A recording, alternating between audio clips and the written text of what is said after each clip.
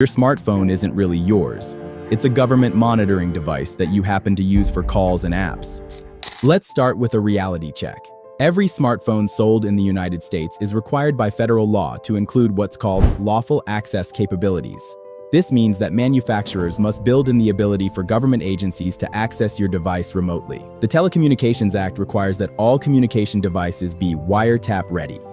And here's what's terrifying. While you're going about your day, your smartphone is constantly communicating with a network of government monitoring systems. Every time you make a call, send a text, or use the internet, that activity is logged and stored.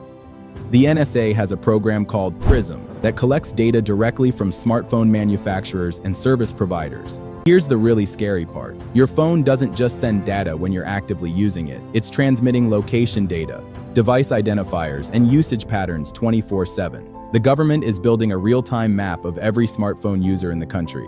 Your smartphone's GPS isn't just for navigation, it's a government tracking device. Every smartphone constantly reports its location to cell towers, and this data is automatically stored and made available to law enforcement.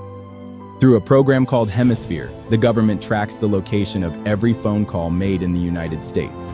They know where you were when you made every call, who you called, and how long you talked. This data goes back over a decade. And even if you turn off location services, your phone is still trackable. Cell tower triangulation can pinpoint your location within meters, and your phone has to connect to towers to function. There's literally no way to use a smartphone without being tracked.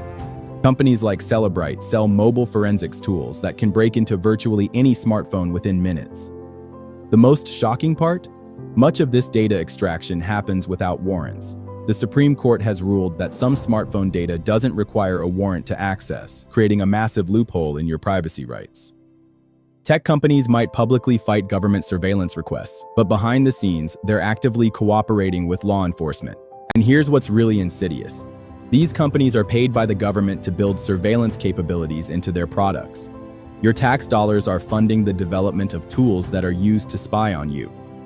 You might think encryption protects your data, but the government has found ways around encryption that most people don't know about. They don't need to break encryption if they can access your data before it's encrypted or after it's decrypted.